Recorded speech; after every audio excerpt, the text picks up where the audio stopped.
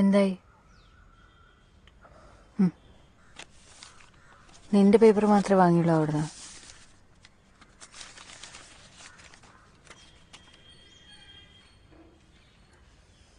റിലേയിൽ മാത്രമേ സെലക്ഷൻ ഉള്ളൂ അല്ലേ? സാരില്ല, പോട്ടെ. അടുത്ത വർഷത്തേക്കുള്ള നാഷണൽ ഗെയിംസ് നമുക്ക് ഇപ്പോഴേ പ്രാക്ടീസ് ചെയ്ത് തുടങ്ങാം. എന്താ? നിനക്ക് നാഷണൽ ഗെയിംസിൽ സെലക്ഷൻ ഇല്ല. നീ ഡിസ്ക്വാളിഫൈഡ് ആണ്. ഡോപ്പ് ടെസ്റ്റ് ക്ലിയർ ചെയ്തിട്ടില്ല. ഡോപ്പ് ടെസ്റ്റോ? നീ എന്തൊക്കെയാ പറയണേ? എനിക്കൊന്നും മനസ്സിലാവുന്നില്ല. ഡോപ്പ് ടെസ്റ്റ് അതെങ്ങനെയാ ഫെയിൽ ആവുന്നേ? മരിയ, നീ ഒന്ന് സമാധാനമായിട്ട് കേക്ക്. സമാധാനത്തിൽ കേൾക്കേണ്ട കാര്യമാണോ നീ ഇപ്പൊ പറയുന്നത്? നീ ഇത് വിശ്വസിക്കുന്നുണ്ടോ? ഇല്ല മരിയ, നീ ഞാൻ കൗൺസിലിൽ പോയി സംസാരിക്കാൻ പോവാ. ഇത് മോളിന്നാരോ മനഃപൂർവ്വം ചെയ്തതാ. മനഃപൂർവ്വം? എന്തിന്? നിന്റെ അച്ഛന്റെ ആക്സിഡന്റിന് ശേഷമുള്ള കഥയൊക്കെ നിനക്ക് അറിയാവുന്നതല്ലേ? അതിന്റെ ദേഷ്യത്തിൽ ആരോ ചെയ്യിച്ചതാ. ഞാനിത് സമ്മതിക്കില്ല. ഇവിടെ കോടതിയില്ലേ? ഞാൻ പോയി അപ്പീൽ ഫയൽ ചെയ്യും. അപ്പീൽ ഫയൽ ചെയ്തിട്ട് എന്ത് സംഭവിക്കാനാണ്? നീ ഒന്ന് ആലോചിച്ച് നോക്ക്. ഇനി ആകെ 10 ദിവസം കൂടെ ഉള്ളൂ നാഷണൽ ഗെയിംസിന്. നമ്മളെ കൊണ്ടൊന്നും അവരെ മുട്ടി നിൽക്കാൻ പറ്റില്ല മറിയ. ഇനി അവർക്ക് നിന്നെ ടീമിൽ വേണ്ടെങ്കിൽ പിന്നെ എന്ത് വിധി വന്നിട്ട് ഒരു കാര്യമില്ല മറിയ. നീ മനസ്സിലാക്കും പ്ലീസ്. മറിയ, എനിക്ക് കുറച്ച് മനസ്സമാധാനം തരുമോ?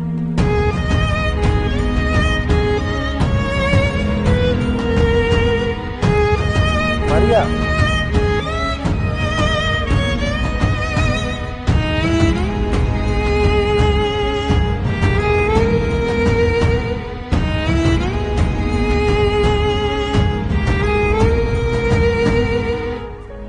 ടീച്ചറെ ഞങ്ങൾ റെഡിയാണ്.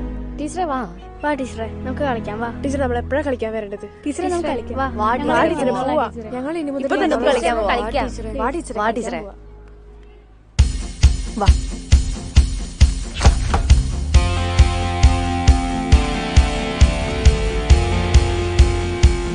നിങ്ങൾ എത്ര പേർക്ക് ഖോഖോ കളിക്കാറ്? എന്നാ പറ, ആകെ മൊത്തം എത്ര റൗണ്ട് ഉണ്ട്? ഒന്നല്ലേ? 2 1. തെറ്റ്. 4 round. 2 round chasing, 2 round defence. ഇനി പറ, ഒരു റൗണ്ട് എത്ര മിനിറ്റ്? 5 മിനിറ്റ്. 6 5 10. തെറ്റ്. 9 മിനിറ്റ്. ഇനി എന്റെ അവസാനത്തെ ചോദ്യം, നിങ്ങൾ എത്ര പേർക്ക് ഖോഖോ കളിക്കാറ്?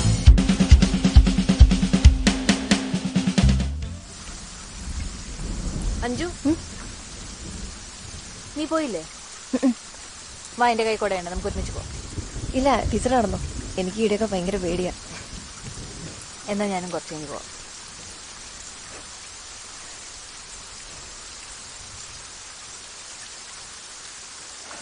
അഞ്ചാം ക്ലാസ്സിലെ വലിയ പരീക്ഷയൊന്നും ഇതുപോലെ ഭയങ്കര മഴയായിരുന്നു. രാവിലെ അമ്മ ജോലിക്ക് പോകുന്ന വഴി എന്നെ സ്കൂളിലാക്കി. വൈകുന്നേരം പരീക്ഷ കഴിഞ്ഞ് അമ്മയുടെ കൂടെ കാവിലെ ഉത്സവം കാണാൻ കൊണ്ടുപോകുന്നു പറഞ്ഞു. ഞാൻ പരീക്ഷ എഴുതിക്കൊണ്ടിരുന്നപ്പോൾ ബിന്ദു ടീച്ചർ വന്നിട്ട് എന്നോട് പറഞ്ഞു, സുമാരൻ സാർ എന്നെ വിളിക്കുന്നുണ്ട് അങ്ങോട്ട് ചെല്ലാനായിട്ട്.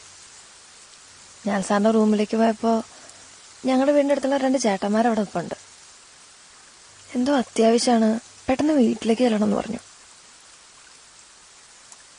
ഞാൻ വരുന്നില്ല, എനിക്ക് എൻ്റെ അമ്മയുടെ കൂടെ കാവിലെ ഉത്സവം കാണാൻ പോകണം എന്നൊക്കെ പറഞ്ഞ് വാശി പിടിച്ചെന്നു. പക്ഷെ അവരെന്നെ നിർബന്ധിച്ചുകൊണ്ടുപോയി.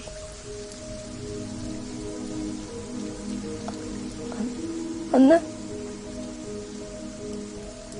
ഇങ്ങനെ മഴയത്ത് ഈ വരാന്ത വെച്ച് എനിക്ക് മനസ്സിലായി എന്റെ അമ്മ ഞാൻ ഒരിക്കലും കൊണ്ടുപോകാൻ വരില്ലെന്ന്.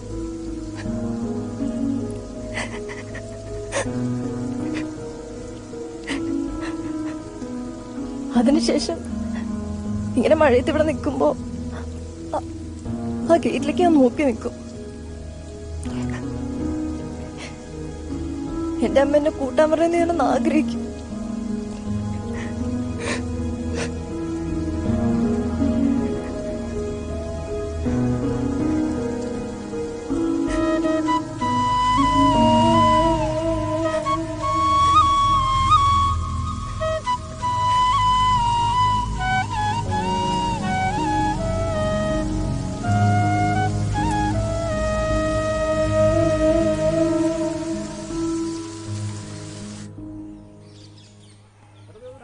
സാർ സ്ട്രോങ് ആയിട്ട് പ്രിൻസിപ്പളിനോട് പറയാത്തതുകൊണ്ടാണ് ഇങ്ങനത്തെ കോപ്പറേറ്റ് സ്കൂളാവുമ്പോ ചില കളിയും തമാശയൊക്കെ വേണമല്ലോ. സർ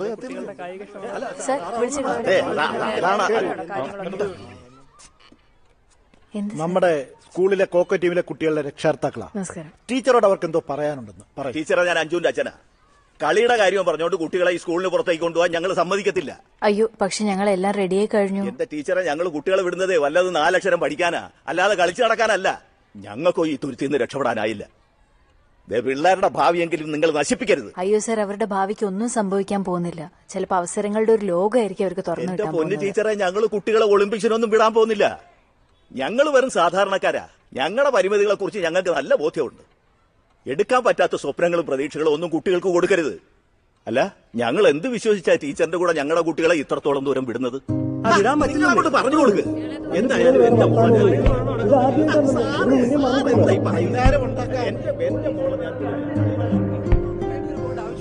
എന്ത് ധൈര്യത്തിൽ നിന്നെ ഞാൻ ഒറ്റയ്ക്ക് വിടേണ്ടേ? നീ ഇത്രയും ദൂരെ പോയി ജോലി ചെയ്യേണ്ട ആവശ്യം എന്താ? അത് ഒറ്റയ്ക്ക് ഇവിടെ അടുത്തെങ്ങാണ്ട് നോക്കിയാ പോരായിരുന്നോ? ഇതേതോ പട്ടിക്കാട്ടില്. മറിയ, കാശിന്റെ കാര്യം മാത്രം നോക്കിയാ മതിയോ ജീവിതത്തില്? നിനക്ക് ഒറ്റയ്ക്ക് കുടുംബം നോക്കാൻ പറ്റുമായിരുന്നെങ്കിൽ ഞാൻ എന്റെ കാര്യം നോക്കിയാനല്ലോ. വെറുതെ എന്റെ ജീവിതം തുറയ്ക്കാനായിട്ട്. ഞാൻ പറയാൻ നീ ഒന്ന് സമാധാനത്തോടെ കേക്ക്. എനിക്കൊന്നും കേൾക്കണ്ട, നീ ഒന്ന് നിർത്ത്. അല്ല, നീ ഇപ്പൊ എന്താ പറഞ്ഞു വരുന്നേ? വയ്യാത്ത എന്റെ മമ്മിയും എന്നെ ഇവിടെ ഒറ്റക്കിട്ടിട്ട് നിനക്ക് ആ നശിച്ച ജോലിക്ക് പോണെന്നല്ലേ? അല്ല, ഇപ്പൊ നിനക്കെന്താ? എന്റെ മമ്മിയല്ലേ? നീ പോണ്ട, കൂടുതലൊന്നും പറയാനില്ല.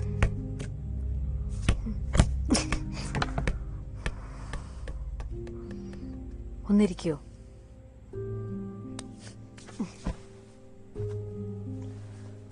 എന്താ? ഞാൻ പറയാൻ നീ ഒന്ന് കേക്ക്.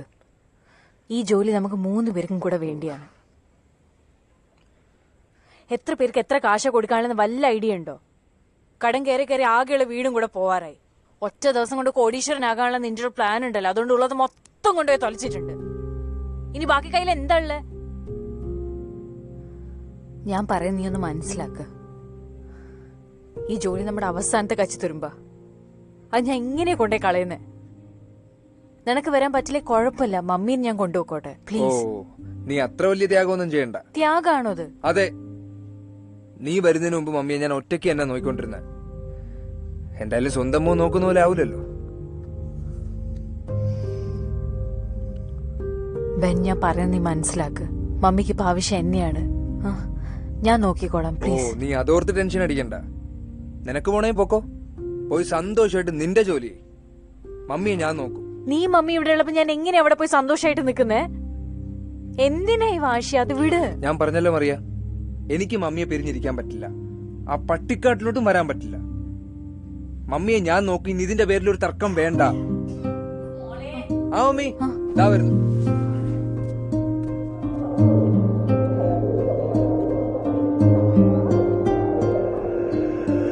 ടീച്ചറെ, ദയവ് ചെയ്ത് ഞങ്ങളുടെ പിള്ളേരെ വഴിതെറ്റിക്കരുത്. അവർക്ക് ഭാവിയെക്കുറിച്ച് ചിന്തിക്കാനുള്ള പ്രായമായിട്ടില്ലെന്നേ.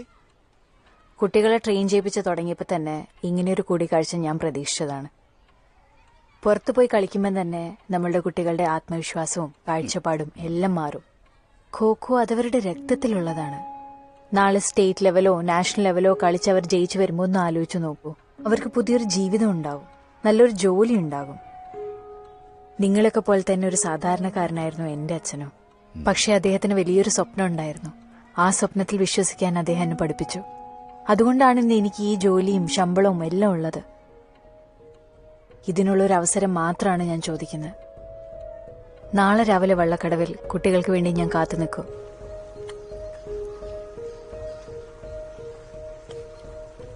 അവരെല്ലാവരും വന്നാ ഞങ്ങൾ അവിടെ പോയി കളിക്കും. ടീച്ചറെ, ഇനി ആരും വരുമെന്ന് എനിക്ക് തോന്നുന്നു. അവരൊന്നും വിട്ടു കാണത്തില്ല. ഒരു 10 മിനിറ്റും കൂടെ നോക്കാം. ടീച്ചറെ, അത് വേണോ? ഇനി അവര് വരാൻ പോണേ. പക്ഷെ അതിൽ ഒരാൾ മാത്രമാണ് വരുന്നതെങ്കിൽ പോലും ഞാൻ അവൾ അവിടെ കൊണ്ടുപോകും. എന്നിട്ട് കാണിച്ചു കൊടുക്കും അവരുടെ പ്രായത്തിലുള്ള കുട്ടികൾ എങ്ങനെയാണ് ലോകം കീഴടക്കുന്നത് എന്ന്. ടീച്ചറെ,